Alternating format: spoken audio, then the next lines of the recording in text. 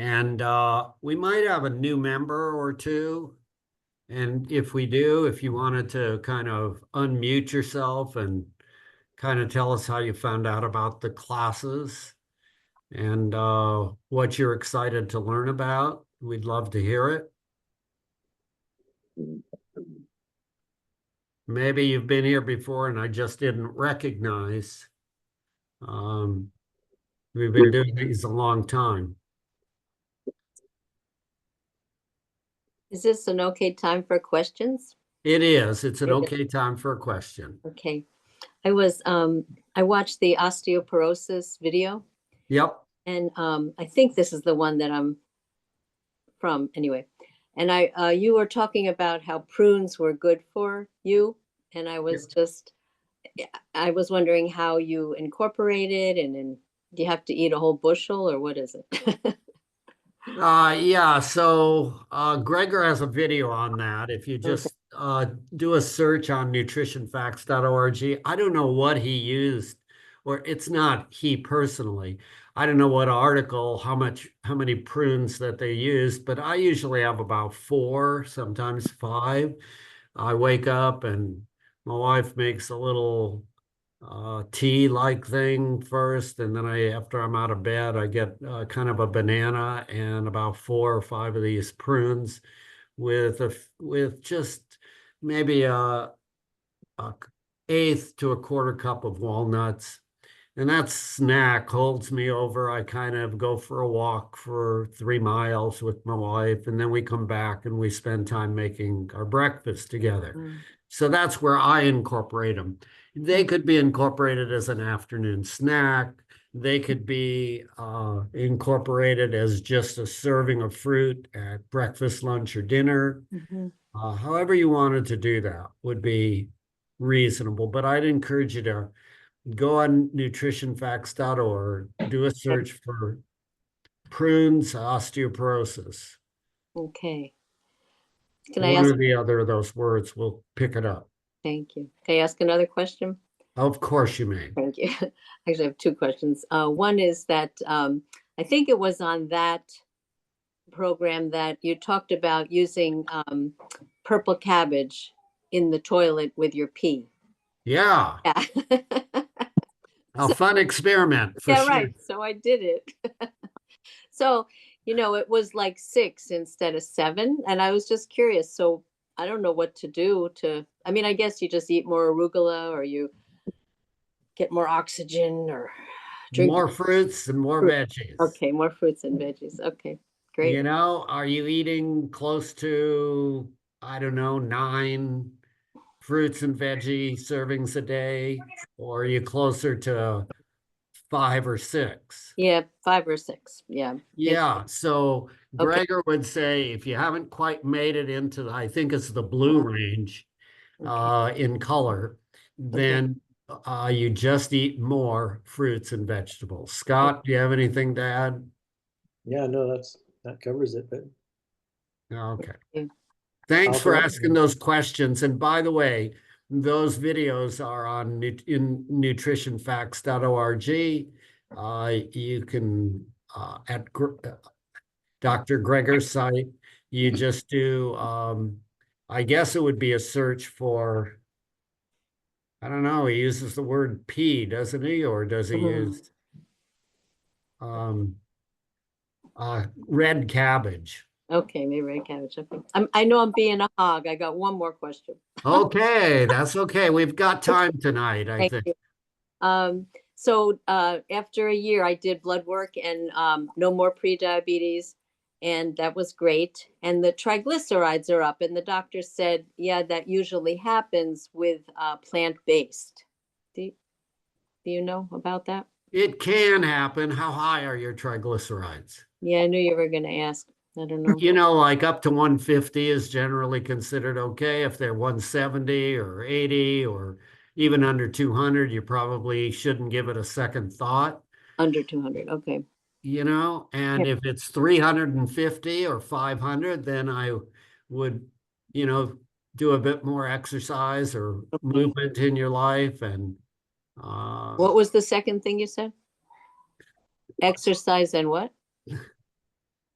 Lupin, what? Movement. Oh, movement. Movement. Okay. I don't like to use the word exercise, but Okay. people do understand what that means. Okay, I got it. Yeah, thank you. Okay. I don't want it to be painful for you. I want it to be fun. And We'll the try, word yeah. exercise seems to I imply, I know. discomfort of some sort. So move more. Movement is what we're looking for. Dancing, right? We could dance. Yeah, dancing would be a great Thank idea. Well, with triglycerides, you can, white sugar, white flour, chips, things that are processed can really raise your triglycerides. Fruit Yeah. juice could raise your triglycerides. Alcohol can raise your triglycerides. So you just want to be eating unprocessed whole plant foods, not, because Right. anything even minimally processed can raise your triglycerides. So Okay. So that would be bread. yeah, Yeah, we do have including. bread. We have this organic quinoa bread. Right. No oil. Okay, got it. Yeah, better to eat the quinoa Yeah, and I do. Okay, there you with go. in the salad or wherever you do, Okay, healthiest choice. great. Great answer. Thank you for those questions. We Thank all appreciate it. The people in the room appreciate you. it. And hopefully we'll have more time toward the end of the session. Depends on how it goes. We're lucky to have a guest speaker tonight, Tamera, who's a Food for Life instructor. And she could tell you about her training. It comes from Physician Committee for Responsible Medicine, Dr. Barnard's site. And the reason I'm using that terminology is I want you to hear it more than once because it's a wonderful site. His training program is really wonderful. The training program for teaching people how to help people make and prepare foods and make healthier food choices. I have produced some wonderful instructors. One of them you get to hear tonight. So I'm not going to hog anymore. Scott, do you have any announcements about what's coming up that people should know about?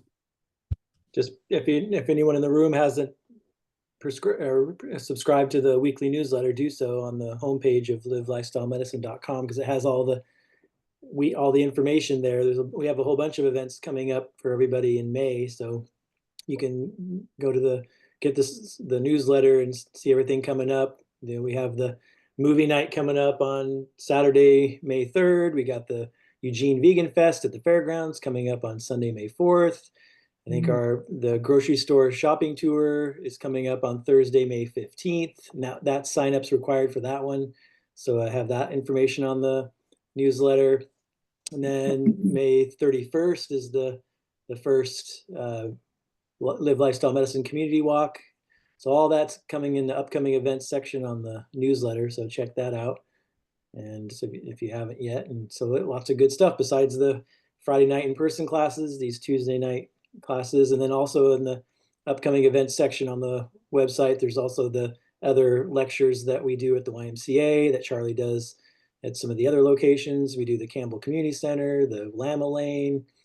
So just, spend a little time on the website, make sure you get the newsletter, and you can find all those activities coming up. Next week, we're doing, it's heart disease. So Dr. Linsmeyer, cardiologist, is speaking on Friday on heart disease, and then she'll repeat the class from Friday on a week from tonight here on Tuesday online. And then the week after that is diabetes. So those are some of the classes coming up. And then I want to turn it over to Tamera. So Tamera did the Food for Life instructor. She did a cooking demonstration this past Friday night at the Irving Grange, which was really great, well attended. It was very, very energizing. And so we kind of wanted to let her share her story and kind of talk about what she prepared and then whatever else she wants to share. And then you guys can ask her questions, and it's a good opportunity. So without further ado, I want to introduce Tamera Wilhite. You can unmute yourself and introduce yourself to everyone, Tamera. Okay, thank you, Scott. I was wondering how many people did attend the cooking demo that are on the call about. So, okay. Scott, do you think I should share my health story? Yeah, absolutely. I Yes. think because Okay. most of the people here weren't there. I don't think so.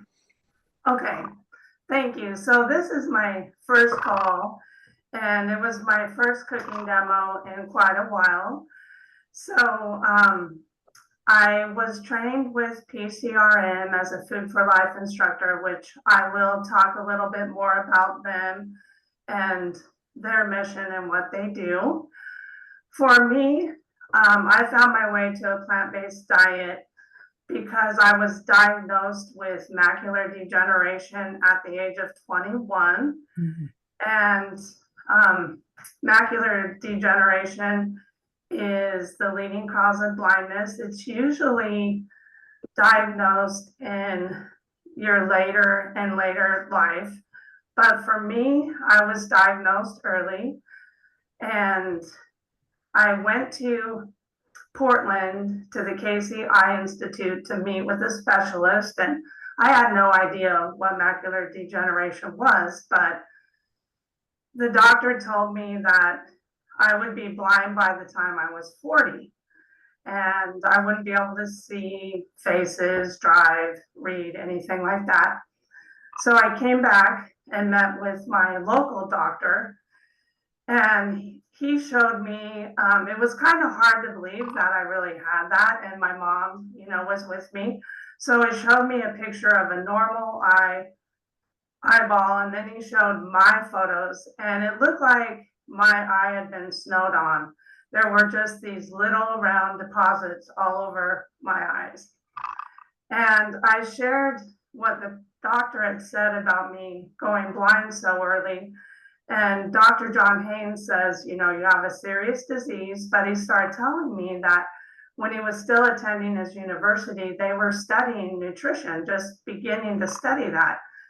And he encouraged me. And so I started learning everything I could about macular degeneration. And then I started learning about nutrition. And I discovered that the drusen deposits that were accumulating on my eyes were actually made of fatty and cholesterol deposits.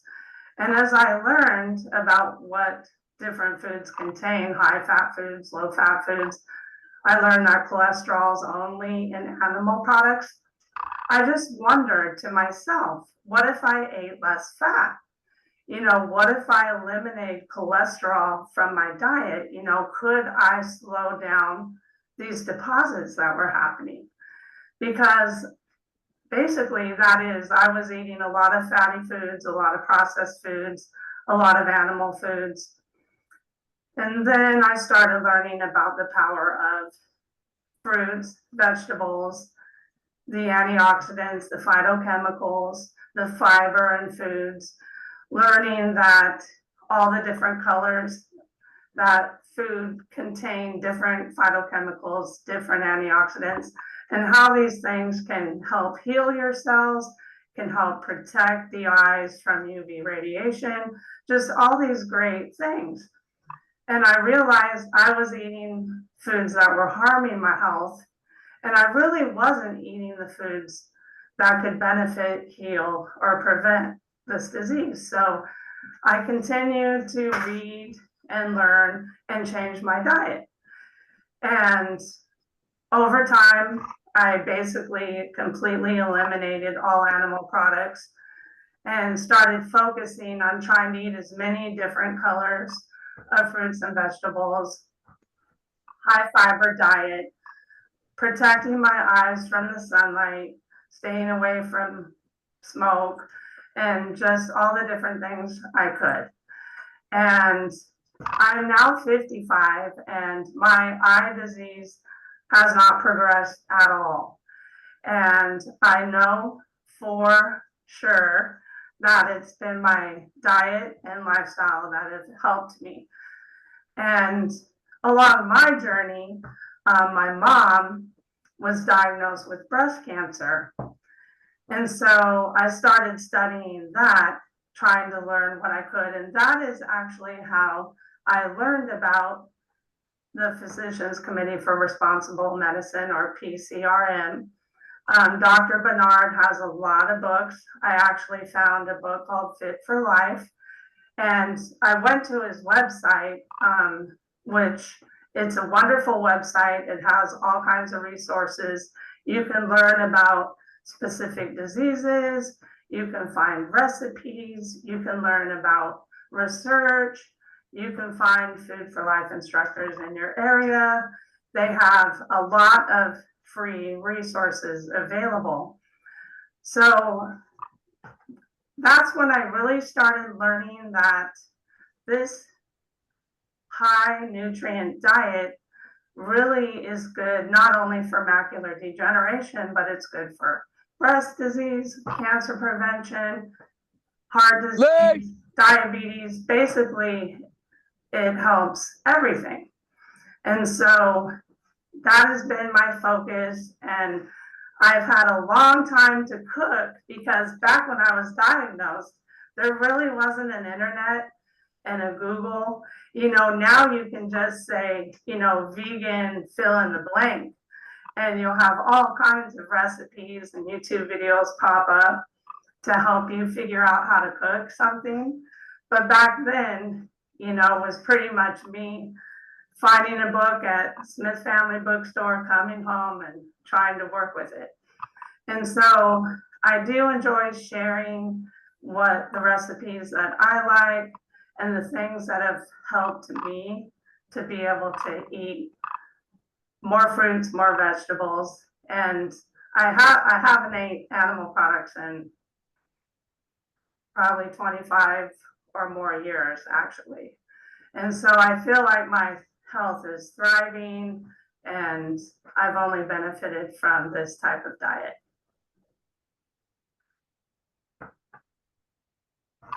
So any questions about? No? I would say tell us a little bit about the Food for Life training, and then describe what you cooked for everyone on Friday night. Okay. So the Food for Life training was amazing. I went to Washington, D.C., and I had Dr. Bernard, for example, taught about diabetes. And it was basically 5 full days of just amazing doctor, speaker, a whole class on diabetes, whole class on heart disease, whole class on cancer. And we each got to practice food demonstrations. And we had some people come in and talk about their personal stories and success.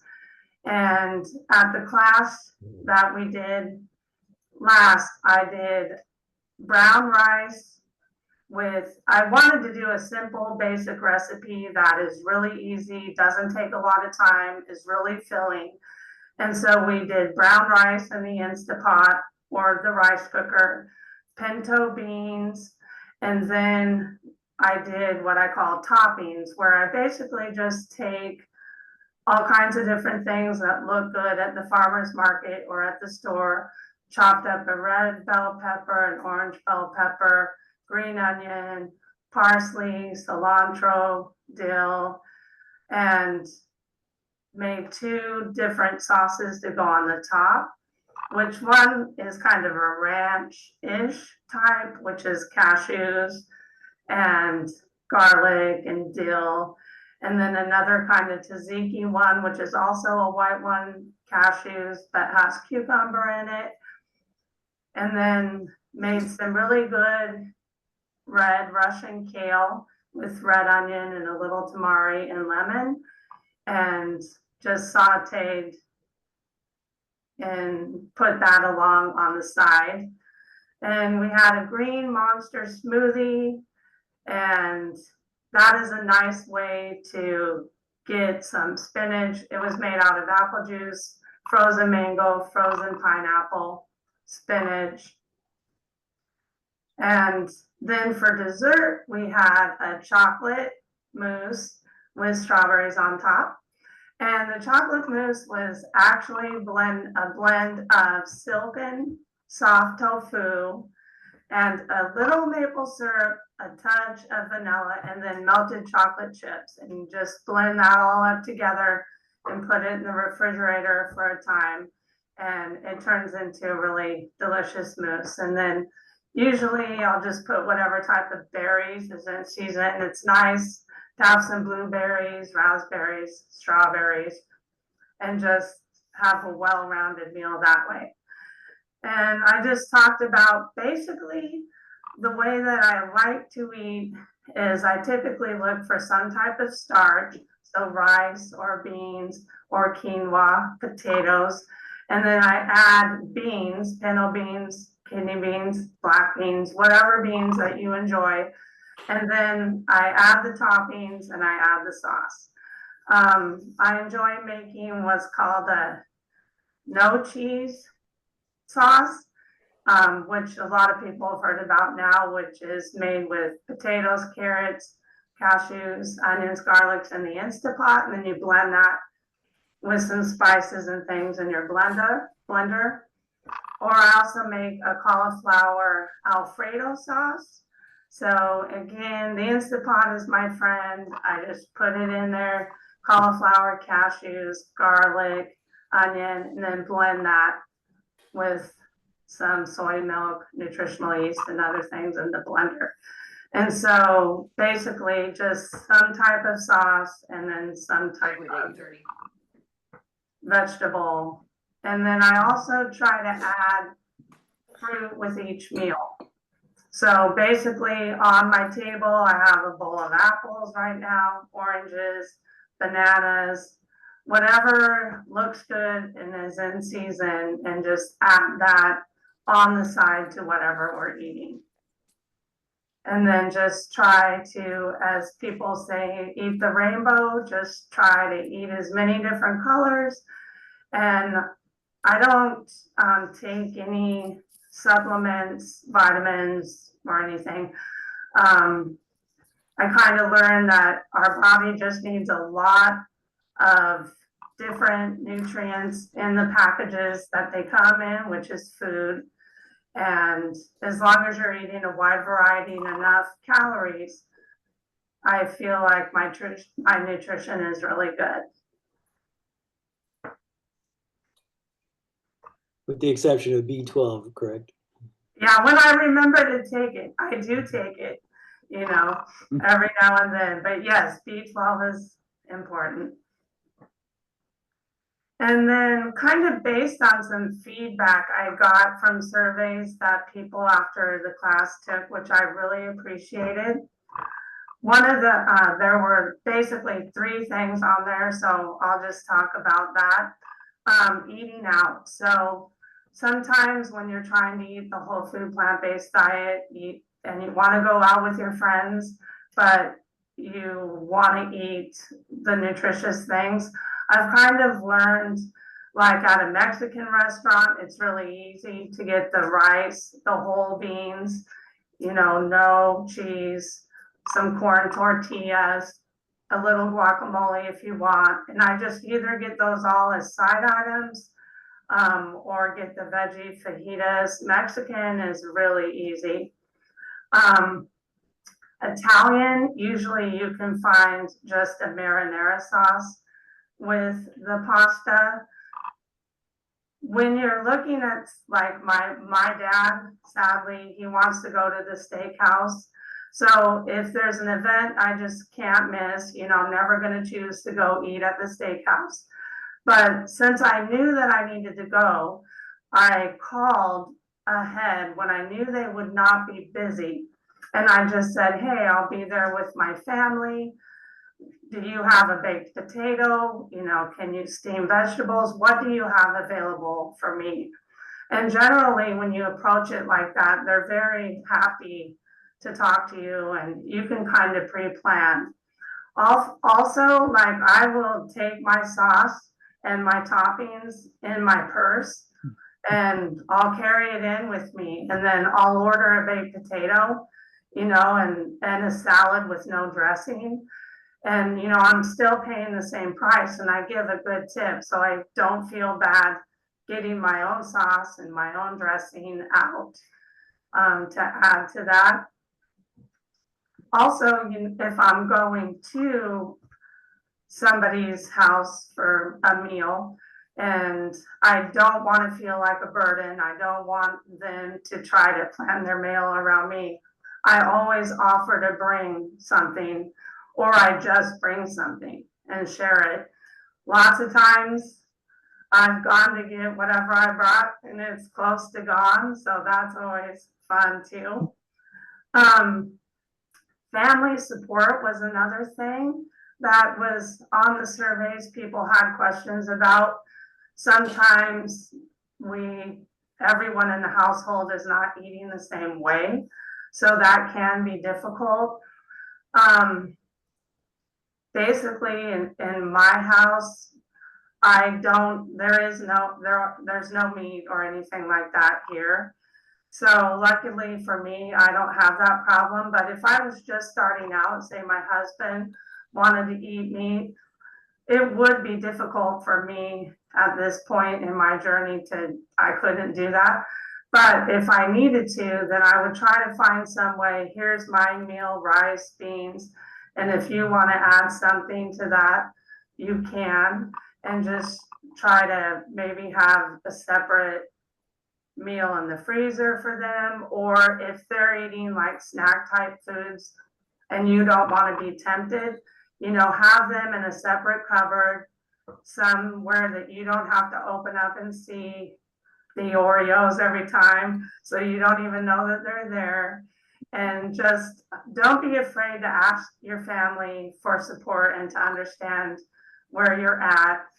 And like peer pressure, if somebody starts saying, well, I heard that if you don't eat meat, you're not going to get enough protein, or if you don't drink milk, you're going to get osteoporosis. And I don't engage with that. I'm just like, maybe you've heard of Dr. Lyle. He's like, just get along, but don't go along. Yeah, you're probably right, but I'm going to try this for a little while. Oh, thank you for your concern. I'm just going to do this for now, and just don't engage with people unless you want to. But basically, I don't try to give advice to other people unless they ask. So that's another good way to avoid conflict with peer pressure, like at work. For example, when I worked at UPS, I never asked people what they were eating or teased them about it or cared about it, but lots of people, wanted to comment on what I was eating. So that was interesting. But just do your best to get along and just know that, you have the right to eat this way and you don't need to defend that in any way.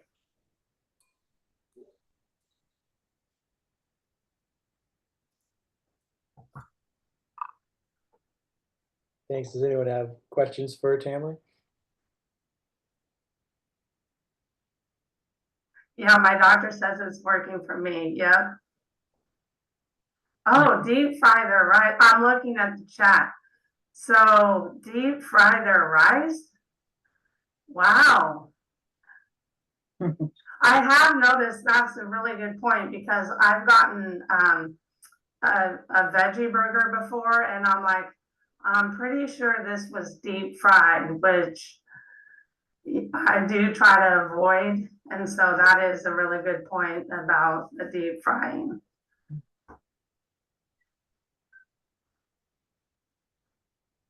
Can you talk about the newly processed meats? And, for people who are transitioning, the health benefits or lack of health benefits to the environment, for the animals, that sort of thing. The benefits of the new meats that are out. Is that what you mean? Yeah. Okay. Yeah. So there are a lot of options right now. I think Charlie's talking about like the Impossible burgers and different things like that. those are really good options for, especially if you have somebody starting to transition, or sometimes you might be able to talk your partner into trying that out to help not have meat in the house. Also, of course, the environment. I started eating this way based on health reasons only. And then as I researched, I learned about the environmental impacts and also the animal welfare aspects. I'm not sure how much this group talks about those things, but I feel like if people really understood the environmental impact and how animals are treated to become food, that a lot more people would be eating this way. And I also wanted to talk a little bit about tofu and tempeh and those types of things, because I did get a lot of questions about that as well. So tempeh is, I shop at Trader Joe's and Sundance, and they both have a lot of good options. Tempeh is nice to just kind of cut up into little strips and then marinate it in a simple like soy, tamari, garlic type sauce overnight. And then you can just fry it in your nonstick pan very simply and crumble it on things for a little more texture, or you can make sandwiches out of it. And tofu also is very nutritious, and you just have to find a way to cook it that you like. So when I was in Washington, D.C. going to the PCRM training, I literally went to a restaurant and I'm like, yay, they have tofu. And they took a box of silken tofu, put it on the plate and handed it to me. Completely plain, just like right out of the box. And right now I could probably eat it, but then I could not. I was like, what is this? Like, that is the worst possible way to introduce somebody to tofu, is that. So kind of what I like to do with tofu is like press the water out of it, crumble it, put some nutritional yeast, black salt, garlic powder, little turmeric, black powder, crumble that, and then just bake it and eat it like scrambled eggs or something. And I also discovered a recipe this week with oatmeal, bananas, soy milk, and a touch of vanilla. Just blend it in the blender and then make pancakes out of it. That turned out amazing. And oatmeal, of course, is a very good staple. And sorry, what was I talking about? Oh yeah, just I would definitely want to eat. Personally, I don't eat the new Impossible burgers and things, to be completely honest. I tried it and it was too much like meat. I couldn't eat it. Like, I just couldn't bring myself to eat it. But my husband loved it. And so I'm glad it's available, and I would eat that before I would eat meat, for sure. But before I forget, I do want to talk about PCRM a little bit. So the many things that they do besides train Food for Life instructors and reach out to doctors, have a website available with information about your disease and what you can do to help stop the progression, to prevent it from happening. The recipes, they are also trying to end animal experiments that really don't benefit humans. And they don't just say stop animal testing, they also come up with solutions. So they offer doctors and hospitals actually new ways that they can test all of these different things that they're interested in finding out, that more relates to humans than studying animals and then trying to relate it back.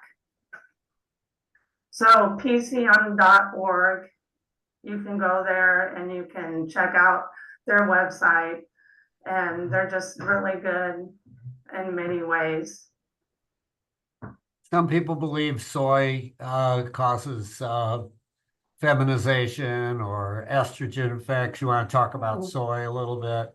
Sure. So what I remember from my training is Dr. Bernard talked about how if you look at the chemical structure of estrogen and soy, they sort of look the same, but if you have taken chemistry, you know they have to look, you know, it has to look exactly to actually be that. But estrogen, for example, I have a friend now that has an estrogen positive tumor. So what that means is the estrogen could be feeding his breast cancer, which is very rare. So in a male, but he's also drinking milk at every meal, eating ice cream at every meal, and it's really difficult to watch that. And the way that soy helps, from my understanding, is that it mimics estrogen and it actually can block its effect. So Dr. Bernard had the analogy of when you're driving a car, you have a brake and you have an accelerator.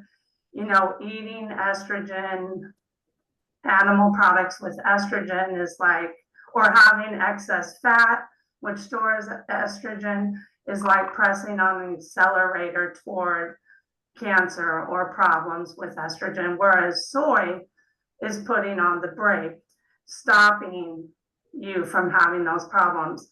I remember thinking, Dr. McDougall, which many of you are probably familiar with, I think to myself, I look around at the people who have the feminine issues or the man boobs or whatever, they're not eating any soy, zero soy. Generally, they wouldn't touch soy if it was the last thing available to eat. Or if you look at Japan or China, where they do eat a lot of soy, they're very trim and they don't have these issues. So luckily now you can Google and you can see that isoflavones in the soy are very beneficial, and it's helpful for both men and women to eat soy products. Okay, how about milk? Since you just took a drink, could you kind of review the different plant-based milk options that are available and which may be superior or beneficial more so than others, or on and on? Sure. So when I was 21 and I first started trying to make food, because the only soy milk that was available looked like chalk and tasted like chalk. And then my son was 2 at the time, and he usually sat and watched his video and ate his cereal for breakfast. And I'm like, okay, I'm going to make my own almond milk, and I'm just going to try it out on him. So I put the almonds in the water and the Vitamix and turned it on, and it looked pretty good. And I poured it on a cereal and gave it to him. And he took a bite and he like spit it right back out. And he was like, oh, what is this? But today there are so many plant milks that are just amazing. And my favorite one is from Trader Joe's, organic soy. And it's just soybeans and water. There's no sugar, no sweetener. You can get cashew milk, almond milk, rice milk, soy milk, macadamia nut milk, coconut milk. But what you really want to do with milk is turn around and look at the label and look at the ingredients. So you'll see right away, you know, coconut milk's going to have much more fat, saturated fat. I find with rice milks, there's all kinds of extra ingredients in there. Usually they're trying to keep it emulsified so that it looks like milk more and it doesn't separate. So I encourage you to drink any type of plant milk that you like best, but do turn it around and look at the ingredients and just make sure there's not a lot of fat or sugar in there that you might not want. There are, for those, I don't have one, but if you're the type of person that wants to have every gadget in the kitchen, there's some really good milk makers now, and you can actually make your own milk. And I could make it in the Vitamix probably pretty easy now too, which I haven't. But soy milk is my favorite, and that is going to have all the isoflavones in it as well.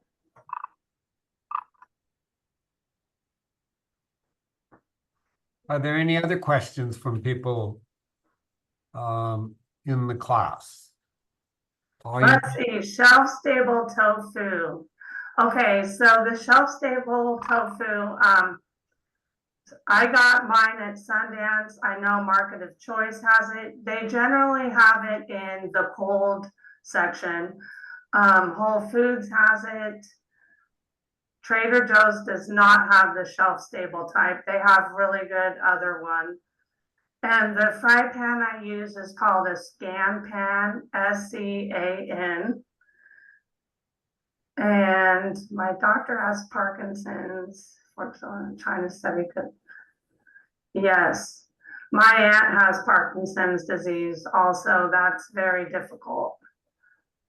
And the food revolution, yes, if you're not familiar with the food revolution, I encourage you to join that. It is free, and there are many wonderful speakers that are lined up for that. And that's how I learned too, just watching all the different lectures that I could find. Chef AJ, Dr. McDougall. I heard Charlie talking about nutritionfacts.org, which I also enjoy.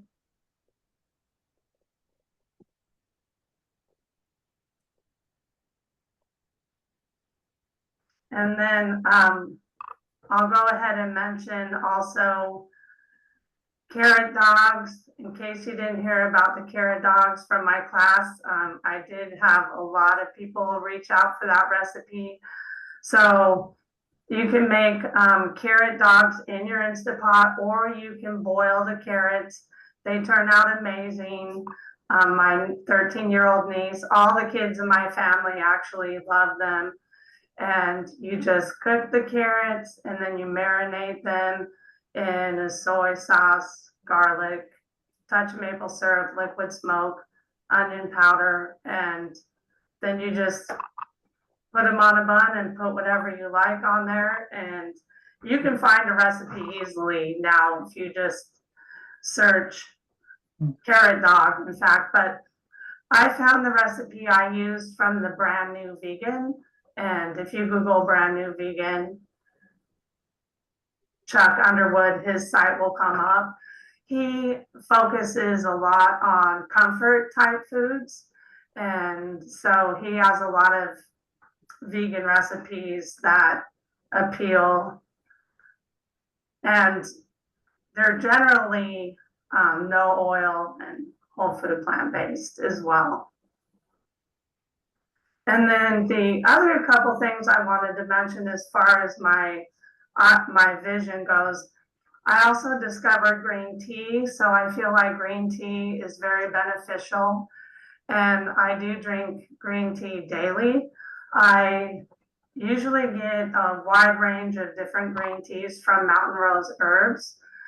They are a local company here in Eugene. They have all kinds of spices and teas and tinctures and wonderful products. Also mushrooms. I usually saute mushrooms in the kale, so I made a kale recipe that is pretty simple, but all different types of mushrooms. They are a superfood, and it's fun to go to the farmer's market and get different types of mushrooms. And generally, I just kind of chop them up, and I always start my dry saute with an onion because that kind of helps. And then the mushrooms actually release their own juice. So generally, I never have to put a little water or anything in there. Just saute the mushrooms and then greens of some type. So kale is usually the best. Just strip the kale, chop it, rinse it, put it in the pan, a little bit of tamari, and then put the lid on and just steam it all together. I also made that same type of recipe last night with some broccolini, purple broccolini that I got at the farmer's market, and it turned out amazing. And so basically, I kind of use the same type of cooking method, and then I just grab from the farmer's market or Sundance Natural Foods in Eugene, whatever type of vegetables are looking great, and just kind of put it together and make it simple. There are some recipes for special occasions, like Rip Esselstyn, if you've heard of the Esselstyns. Fire Engine 2, he has a raise your roof sweet potato lasagna, which is amazing. Also a lentil loaf, that is also very good. So there's a wide range of cooking that you can do, from simple brown and rice all the way up to manicotti. You can make your own veggie burgers, anything that you want.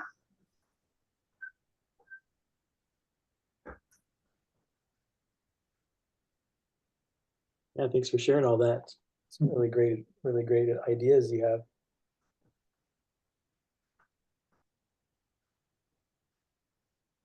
And those of you who weren't there, it all tasted really good. I tried everything. I know my niece came over and she's like, "Look, Aunt Tammy," and we saw a couple of you sneaking in the fridge getting the mousse out.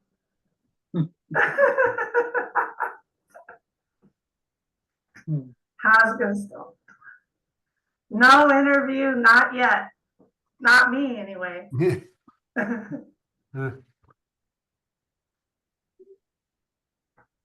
Could you discuss greens a little bit? Some of the different varieties, which last longer in the refrigerator? How do you keep things from spoiling? That sort of thing with the greens that are generally deficient in many people's diets. Yes, so that's kind of where the smoothie came in. It was packed full of spinach. So greens, I find like spinach is not going to last that long, but the key is to kind of keep it dry. So if I get a bag of spinach from the farmer's market, or those really delicious but very perishable lettuces, you can find the red leaf lettuce and all of that. I find if I bring them home and I put them through the salad spinner, and just make sure I get as much water off of them as I can, and I keep them stored in the salad spinner with the top on it, that generally makes them last longer. The kale, there's all different types of kale also. I find that is much longer lasting, so, but by much, it's not going to last longer than a week for sure, but I keep that whole. I don't rinse it off until I'm ready to use it. Collard greens and Swiss chard, those are wonderful greens that I usually just keep them in the plastic bag until I'm ready to use them. Honestly, when you are eating this way, you are going to have to shop a little more often. And that's kind of just the way it is. And I enjoy going to the farmer's market. And so when the Tuesday market opens up, I love that because I can go on Tuesday and it's just the farmers there. Otherwise, Sundance has a wide range of greens also. So what I try to do is not get too many at one time. And then just try to make sure when I get home, I store them by making sure they're not too wet. And just use them as soon as possible. And the kale, like after it's cooked, it will last in the refrigerator at least 3 or 4 more days. So that's good. And you can also, if you find that your greens are starting to be a little bit wilty, you can toss them in the blender for your smoothie, or you can chop them up and put them in your soup. If I'm making spaghetti, like when it's like got 1 minute left, I throw spinach in there or chopped up kale in there, just let it cook for that last minute and then dump it. And then you've got greens in there. And when you get used to eating a lot of greens, then you really start to crave them.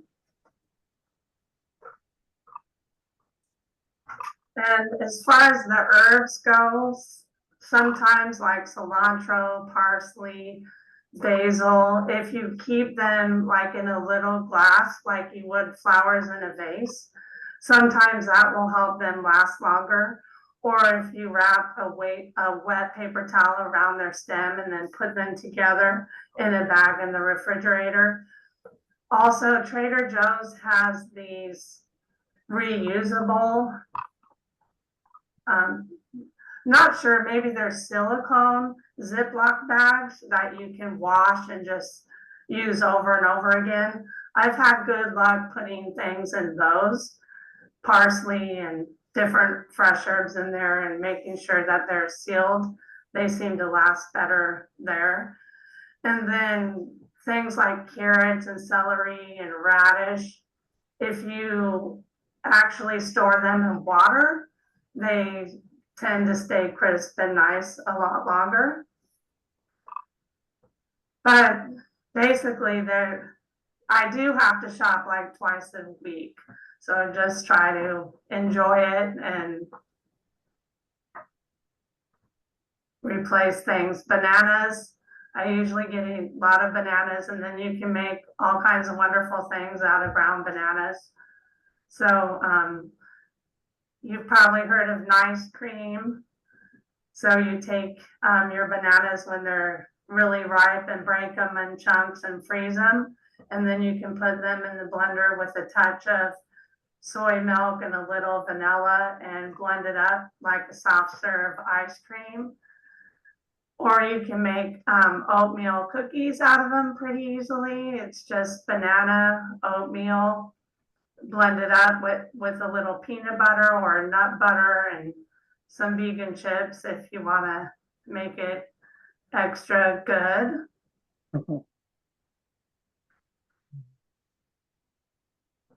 Any other questions from the audience here? Feel free to just unmute and speak up or raise your hand. This is Carol. Go ahead, Carol. I have, I'd be interested in some favorite salad dressings. I've got one that I like a lot, but I'm looking for some variety. Okay, Carol, do you want to put your email in the chat, or if you're wanting them personally from me, I can email them to you, or you can Google basically any, like there's honey mustard dressing. If you Google like vegan ranch or whatever it is that you like, you can usually find a recipe pretty easily that way. Okay, what's your favorite? So I like the ranch and the tzatziki. It's a cashew based. So it's just like half a cup of cashews, half a cup of water, green onion, some dill, either fresh or dried, and then a clove of garlic, a little onion powder, a little garlic powder, and then just blend that up. And then you can change it up a little by adding a cucumber or Ann Esselstyn has a Plant-Based Women Warriors book. If you are familiar with them, they have a lot of dressings. Like honey mustard is just basically honey, a little mustard. And the one that I have is also has some silken tofu in it. And so you just blend that up together. And there's also a company, if you like more of the like tart or tangy vinaigrette, California Balsamic. They have a lot of really delicious vinegars, and you can get many that are oil-free. They have like cilantro herb, they have Italian, they have jalapeno lime, huckleberry, blackberry, all kinds, and they're absolutely delicious. And that's californiabalsamic.com. Okay, And they have a mustard dill that I usually like chop up a whole bunch of cucumbers and onions and just put that over it, and it's really delicious. okay, thank you. Sure. I've had a number of people who tell me, they're kind of bored with the beans or bored with the potatoes. And I tell them, this is not boring, especially if you spice up your life. And so a lot of people have no spices, know nothing about what to do with spices. And so from your experience, what would your advice be as to what some spices should be stocked or tried for a beginner, and then what you might use for more advanced recipes? Okay. So for a beginner, I would definitely have like the onion powder, the garlic powder. The Trader Joe's has a wonderful array of inexpensive spices, oregano, thyme. They have their own blends, also Italian blend or everything, but the bagel. I also turmeric and black pepper. It's really good for you, and I enjoy that. And I like to incorporate both fresh herbs and dried herbs. One spice that I learned about, it's called black salt, and it's not actually a salt. It is a spice, which is kind of difficult to find, but there is an Indian store in Eugene, about 29th and Willamette, that you can get this black Indian salt spice, and it has like a sulfur flavor and smell to it. And so I add that to the tofu, the scrambled tofu or the Alfredo type sauces to kind of give it that sulfur or eggy type smell. With potatoes, I enjoy cooking them in the Instapot, or you could boil them. And then if you put them in the refrigerator for a day, the next day you get them out, cut them up, mix those up with your oregano, thyme, dill, garlic, whatever you like, and then just bake them in the oven or broil them or air fry them. And they're really delicious that way. Make a baked potato and put if you're tired, you can put beans on there. I don't get tired of beans, but your beans and your salsa and your peppers, a little jalapeno on there. Also enjoy making This one recipe, which sounds really strange, is pasta with refried beans and salsa, but it's really delicious and super filling. So you just make pasta, spaghetti like normal, your refried beans, put them on there, and then salsa, guacamole, little jalapeno if you like that, or red or bell pepper. And that's really fast and quick and very filling. And generally, whatever I make for dinner is what I pack for my husband for lunch, too. So that's another helpful thing for people who have to work, or if you are going to be traveling or going somewhere where you wonder about what you're going to be able to eat, always take food with you. That way you'll have a sandwich or a wrap or your fruits, your vegetables, cut up your carrots and your celery, and make sure you have that with you if you are going out of town. So you mentioned beans. There are a whole variety of different kinds of beans. There are different kinds of lentils. So the legume is a broad category. Most of us are familiar with pinto beans, maybe black beans, maybe garbanzo beans, but are there any varieties of beans which you have experimented with or you thought were good? Or lentils? It seems like if you make a burger with a certain color of lentil, some lentils are a little mushier than others, and the burger may come out a little mushy. What's your thoughts on beans and lentils? And then we'll get to whole grains. Okay. So I love garbanzo beans. When I think of garbanzo beans, I think of falafels, which I love to make falafels because I can bake them, and instead of, I think they're traditionally fried or deep fried.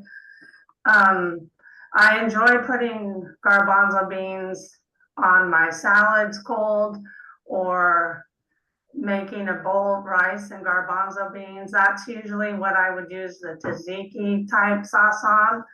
And canned beans are great, but it is really easy to make a huge pot of beans. I do have recipes for black bean island burger, which is basically black beans and rice and some spices, and it comes with a mango salsa and guacamole on top. That is really good. I enjoy kidney beans quite a bit, making chili out of pinto beans, red beans, garbanzo beans, and adding a little bulgur to that, which is kind of gives it a chewier texture. With lentils, barbecued lentils to make a sandwich, and lentils are also used in the lentil loaf that I spoke of. You can actually get really delicious already cooked organic lentils from Trader Joe's, so that helps when you're in a hurry if you just have that available to use. And the grains, of course, the brown rice, the jasmine rice.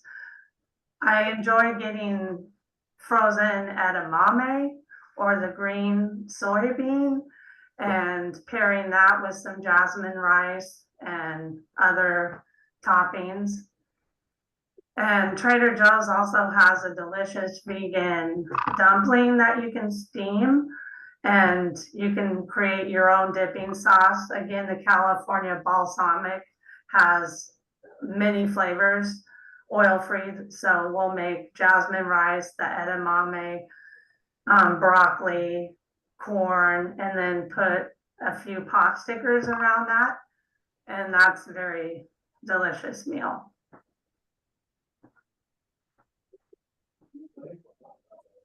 I've been looking for silken tofu and haven't found it at the places I usually shop. Can you tell me where you find that easily in Eugene? Yes. Are you familiar with Sundance Natural Foods? I am, that location Or, is not real convenient for me. I'm okay. in Veneta, but I could Oh, do, Bonita, okay.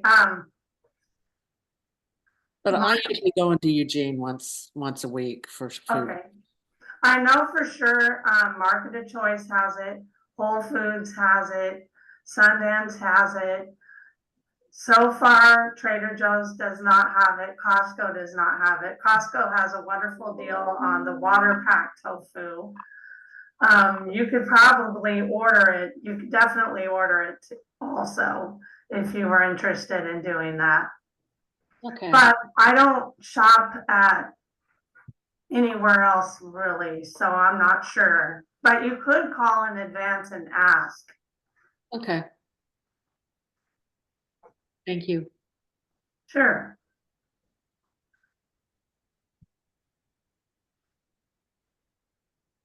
Flax seeds, chia seeds, hemp seeds, wheat germ. Do you use any of those? Why might you use one versus the other? Whatever. Or Oh, would you use them all? well, I should be using wheat germ. Wheat germ's the only one I don't have. So I love Costco's organic section. They do have the organic chia seeds and hemp seeds, and I do use them. I usually just sprinkle hemp seeds on whatever I'm eating. That's usually what I do with the hemp seeds. You can also make a dressing out of hemp seeds. And chia seeds, I usually make a chia pudding, or just make sure with the chias that you soak them first, however you're going to use them. And then flax is very good for you. Dr. Christy Funk, if you're interested in learning about breast cancer and women's health from a wonderful, energetic, beautiful lady, Dr. Christy Funk, look her up. She talks about how flax can prevent and reverse breast cancer, protect cells and apoptosis, having cancer cells kill themselves and go away. So flax, you can use flax make a flax egg often in baking, because we don't use eggs. But generally with flax, I also just sprinkle it in my oatmeal. I usually just consume it with something I'm already eating, or I do use it in baking.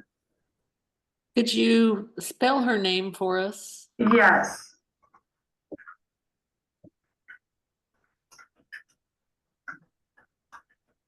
And her book is on the class website under the book recommendations. It's called, yeah, she has it spelled there, Christy Funk. It's called Breasts, an Owner's Manual is the name of her book. And she actually was the breast cancer surgeon for Angelina Jolie and Sheryl Crow, the actress and the musician. So she's a really high profile breast cancer surgeon down in Los Angeles, but she's all into nutrition, whole food, plant-based, and its role in breast cancer. Could you repeat the name of her book, Scott? Yeah, it's called Breasts, an Owner's Manual. And it's also on the class website under the book section. Okay, thank you. If you are interested in seeing, she shares a lot on her Instagram. She'll actually show you in the surgery room if you're interested in that. If you're not, she warns you ahead of time, but it is fascinating, and she has a lot of presentations also. So if you just YouTube her name, she has some presentations that are really amazing. Okay, thanks. I have a friend whose mother has just gone through chemo, and I think this is a book that they might really be able to get some value out of. there seems to be a lot of confusion about oil and its use. I haven't heard you talk about it. I personally try to avoid it. What are your thoughts on oil, olive oil, avocado oil, flaxseed oil, any oil? Okay, I try to avoid oil. I learned from Dr. McDougall, the fat you eat is the fat you wear, and I believe that to be true. And oil is a lot of calories and a lot of fat with no fiber. And for me, now that I haven't eaten oil, I really don't like it. It's greasy. It takes away from the natural taste of the food. And I don't cook with oil, and I try to avoid it as much as I can. And I feel like I've learned about calorie density, and oil just adds so much fat and calories to your meal, and it doesn't satiate you in any way. And it can, salt and oil, fat, salt, can cause you to overeat and eat more than you should. So I do avoid oil. Okay, and then cooking methods, steaming, roasting, frying sounds like it's out. Yeah, I have, I'll put it in the chat just in case. I have a Scan Pan, which is a non-stick. That's how I saute, I dry saute, or I water saute, or sometimes I use a splash of tamari or veggie broth or something if I'm stir frying or when I'm cooking my kale. I do steam a lot. So I have a steamer, just a regular pan that sits inside a pan. It's to steam the pot stickers I get from Trader Joe's, or broccoli or cauliflower or anything. I do enjoy roasting sweet potatoes, mostly potatoes. I have 2 Instapots. I love my Instapots because I can just put whatever in there and walk away, and it takes care of itself. I use it to cook rice because my rice cooker died from overuse. I use it to make soup. I use it to make the sauces. I use it to make oatmeal. I've used it to make bread. So the Instapot is a tool that I can't live without. I have an air fryer that somebody gave me, and I do occasionally use that. So I talked about when I usually steam potatoes in the Instapot, eat them, and then the extra go in the fridge, and then the next day I can cut them up and put them in the air fryer, and that's nice. And also, there's a lot of really good organic frozen vegetables available.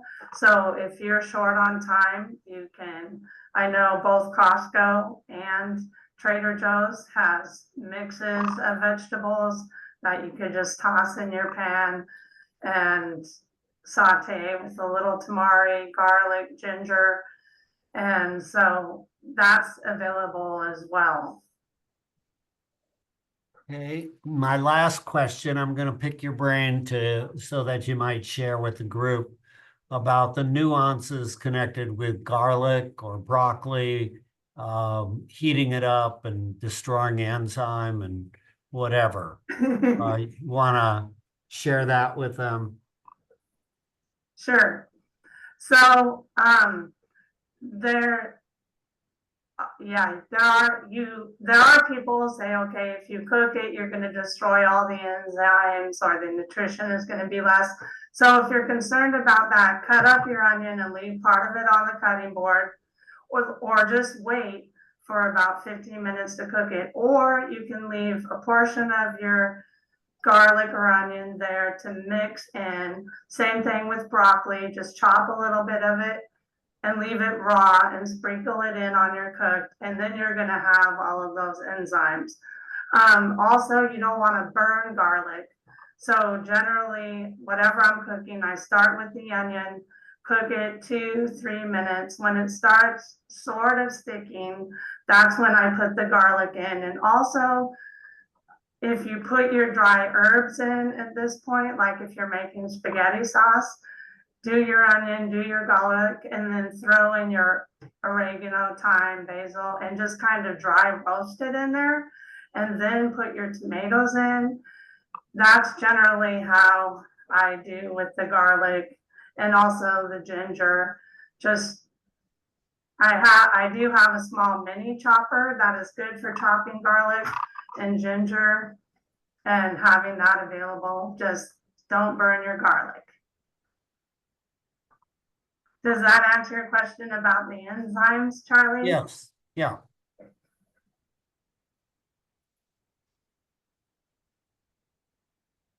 And then, oh yeah, I do need to get some of these emails written down before you close it. Okay. But yeah, I will share the recipes with the people who have asked. Probably easier to put your email in there, and then people can email you if they want Okay, something. that's a great idea.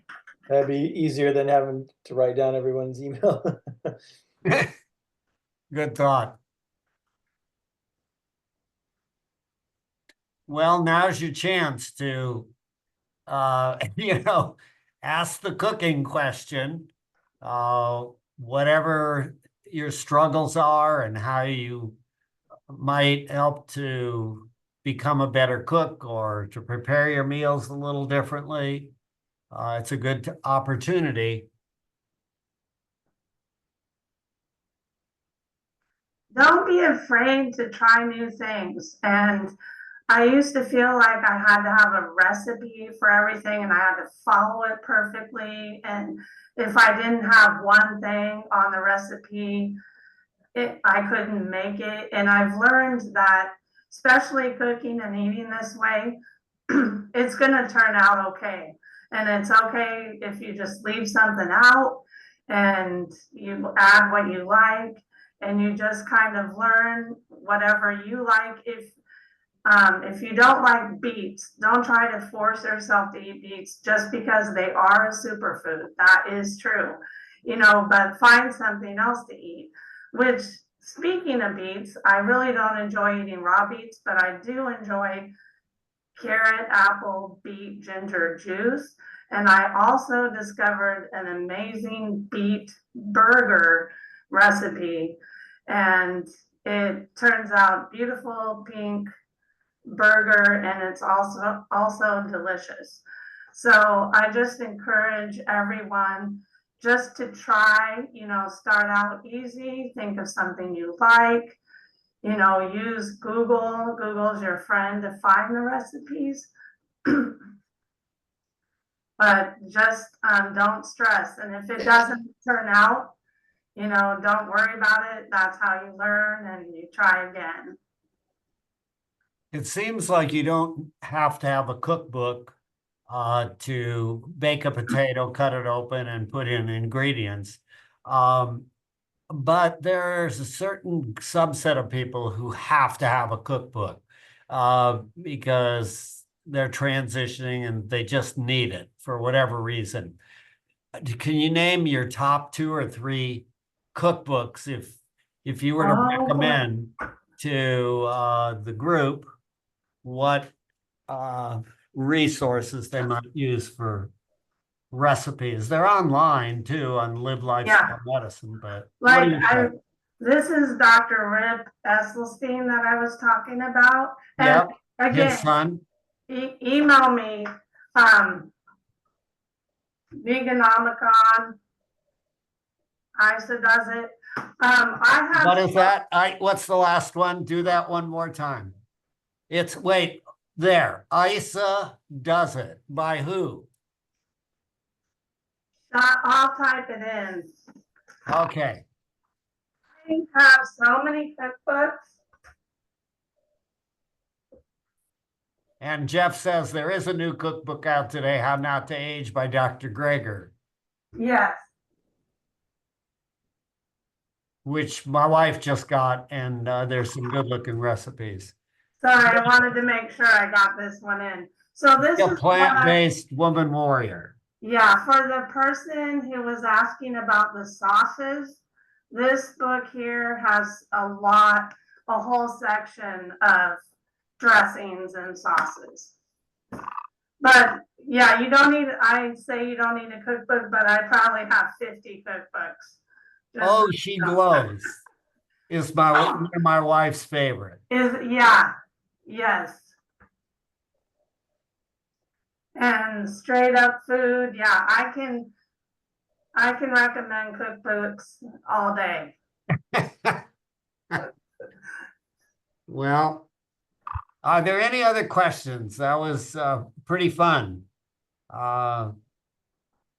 Hearing what you have to say, and we just want to make sure that everybody gets a chance. My wife's favorite is Oh, She Glows, is Yeah. the name of it. I don't know who the author is, but.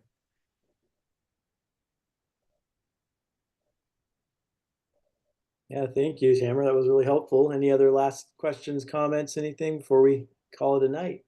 Well, I have a quick question for Scott and Charlie, but it's kind of a medical question. That's okay. Okay, so I had a patient with hyperparathyroidism, so she got very osteoporotic. This is an osteoporosis question. And I mean, really, and she's very sedentary. And so I put her on Fosamax, just started her on Fosamax. And then, and this is the question is, have you seen this? Anyway, she has a little like wrist arthritis. And then she developed like this, like a flare of osteoarthritis with this calcinosis and a real, you know, it was very like swollen and hot and have you seen this with Almost like a Fosamax? gouty response. Oh, yes. And so I did an x-ray. I was she didn't have like an injury, you know, or trauma. And I was concerned, like, could she have fractured it or something? You know, she said, I don't know. Maybe I slept on it, but nothing, no injury. But I x-rayed it and it had a lot of calcium deposit. And she had just started the Fosamax like, 3 weeks ago. Have you seen anything like this? I haven't. I haven't. Okay. I just was kind of, I feel like she needs to be on something. She's gonna, you know, break something. But I was like, wow, it was very temporally related. That was my question. Have you ever seen anything like this? Her Musculoskeletal pain is a side effect of Fosamax, but even severe musculoskeletal pain is a serious reaction, so it can happen. and the number needed to treat versus the number needed to harm, even though you feel like you have to do something, I guess my question to you is the patient going to believe that the medicine is going to be the best treatment for her at the expense of her not focusing on the other things that she needs to do in her life? In other words, is she going to believe this pill is going to be the fix for my osteoporosis versus eating healthy, moving more, doing some, you know, like kind of. So she's a former smoker with kind of moderate COPD, fairly well controlled on inhalers, but gets quickly short of breath.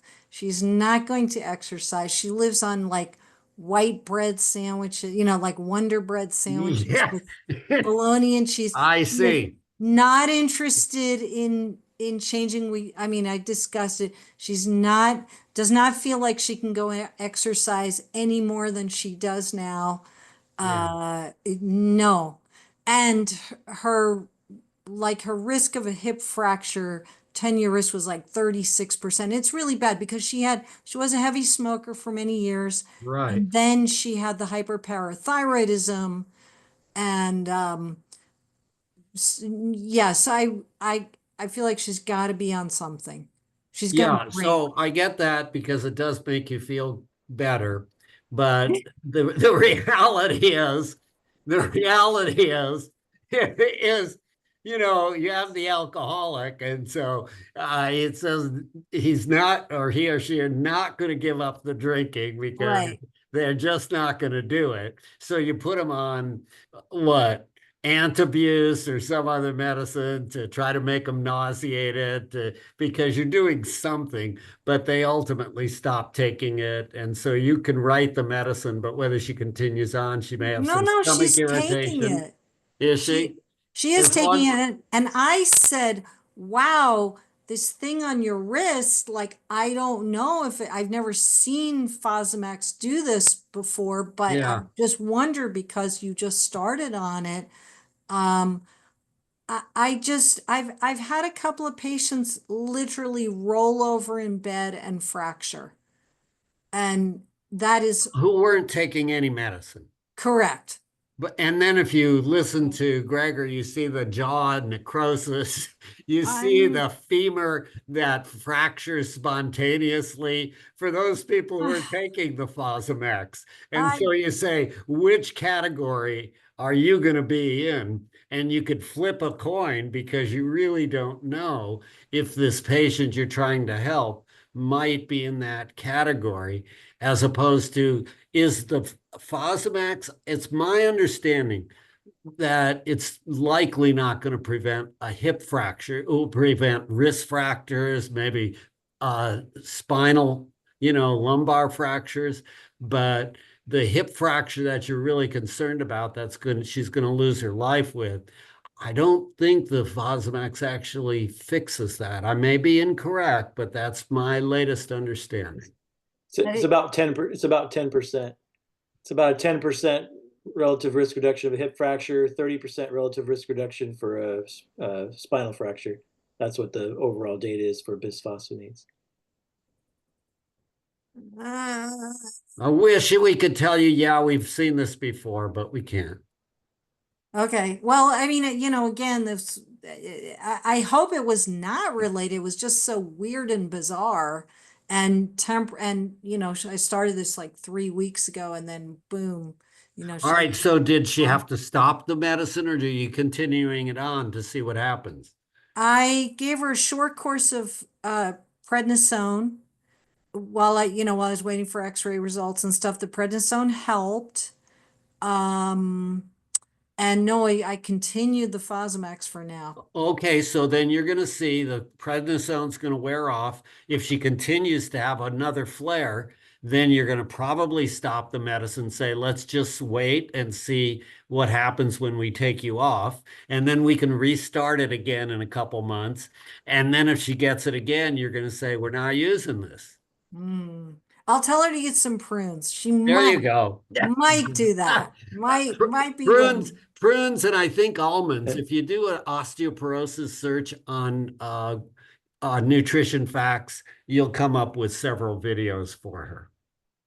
And Alice, I know she said when I gave you those numbers.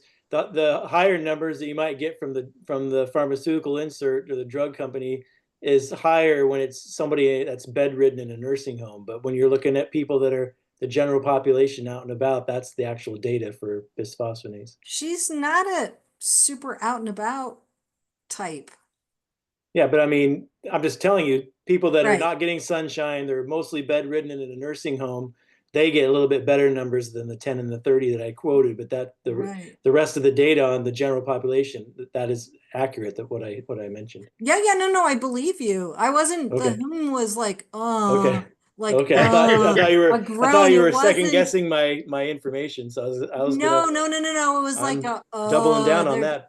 I don't know what else to do. I wasn't questioning you at all. Okay. No, it was more just a groan of helplessness. Like, Got it. not I believe your numbers. No, it's just like I feel like all the other drugs are worse. That's the best of Yeah. the whole class. And yeah.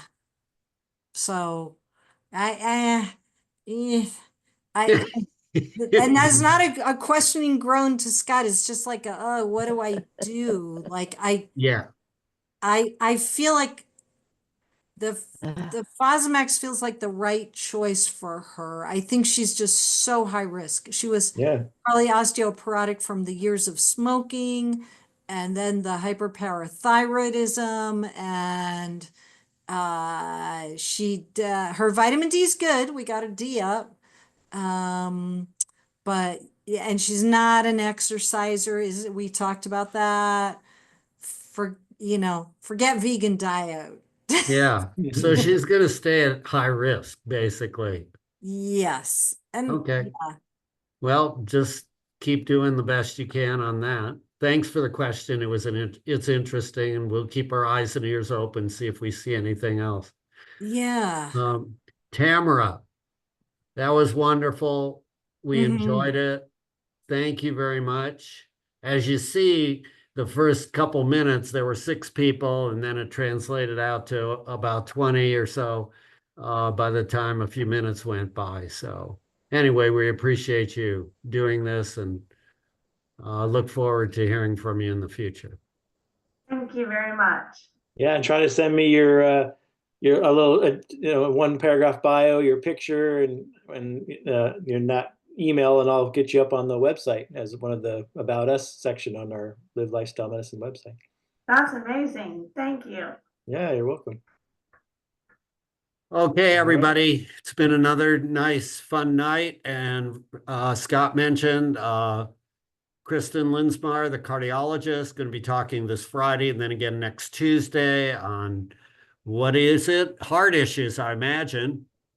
Yeah, heart disease. Heart disease. Okay. Look forward to seeing you all. Take care, everybody. All right. Thank Good you night. all.